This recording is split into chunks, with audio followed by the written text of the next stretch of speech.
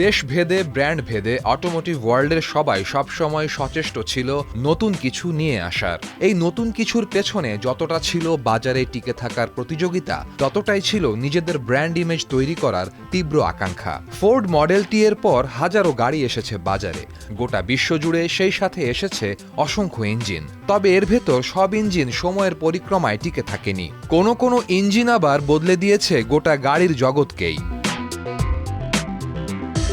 আধুনিক গাড়ির জগৎকে সবচেয়ে বেশি যে ইঞ্জিনগুলো প্রভাবিত করেছে তার মধ্যে সবার আগে বলতে হবে আমেরিকার শেভরোলেট স্মল ব্লক V8 এর কথা। তাদের LS সিরিজের এই ইঞ্জিনটির জন্ম 1954 সালে, যাকে বলা হয় যুক্তরাষ্ট্রের হার্টবিট। মূলত 1955 সালের করভেটের জন্যই 265 কিউবিক ইঞ্চের এই ইঞ্জিনটি তৈরি করেন ইঞ্জিনিয়ার এড কোল।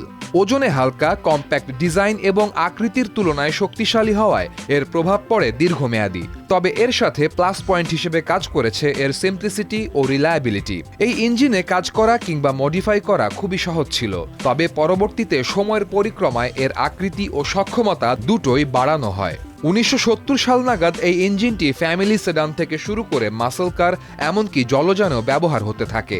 এটি সম্পূর্ণরূপে অ্যালুমিনিয়ামের তৈরি ছিল, ফলে ওজন কমে আসে, কিন্তু ইঞ্জিনের সক্ষমতা আরও বেড়ে যায়। এতে যুক্ত করা হয় coil on plug ignition, drive by wire throttle কন্ট্রোলের মতন অ্যাডভান্সড টেকনোলজি।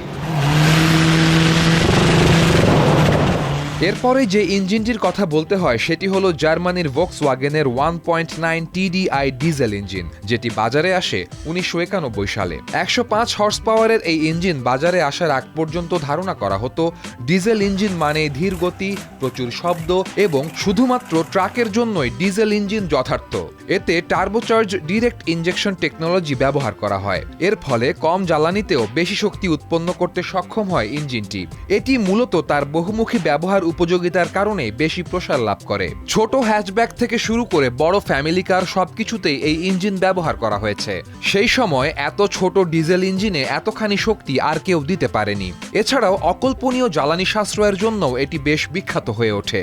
4.7 লিটার ডিজেলে 100 কিলোমিটার পর্যন্ত মাইলেজ দিতে সক্ষম ছিল এই ইঞ্জিনটি। টিউনারদের মাঝেও এই ইঞ্জিনটি বেশ সাড়া ফেলে। টিউনারদের হাতে এই ইঞ্জিন 200 হর্স পাওয়ার পর্যন্ত শক্তি উৎপাদন করে। এই ইঞ্জিনের মূল সার্থকতা বিশ্বজুড়ে ডিজেল ইঞ্জিন নিয়ে প্রচলিত ধারণাকে ভুল প্রমাণ করায়।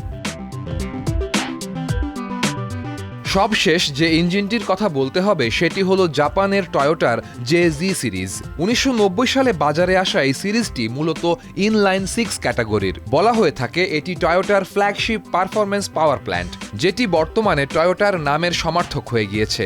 স্মুথ পাওয়ার ও রিলায়েবিলিটির জন্যই এর ডিজাইন করা হলেও এটি বিখ্যাত হয়ে ওঠে তার অবিশ্বাস্য সম্ভাবনার জন্য। টয়োটা JZ সিরিজে ক্যাটাগরি ভিত্তিক বেশ কয়েকটি ইঞ্জিন নিয়ে আসে। ন্যাচারালি অ্যাসপিরেটেড 1JZ ও 2JZ GE, turbocharge 1JZ GTE ও আইকনিক 2JZ GTE। টয়োটা বিশ্বজুড়ে তার প্রায় 15টি মডেলে এই সিরিজের ইঞ্জিন ব্যবহার করেছে, যার মধ্যে হ্যাচব্যাক থেকে শুরু করে স্পোর্টস কার রয়েছে। টয়োটার এই ইঞ্জিন এত বেশি বৈপ্লবিক হবার কারণ এই ইঞ্জিনটি over engineered.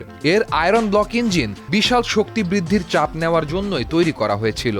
Factory stock 2JZ GTE 320 horse পাওয়ারের হলেও মডিফাই করলে এর থেকেই 1000 হর্স পাওয়ারের বেশি আউটপুট পাওয়া যায়।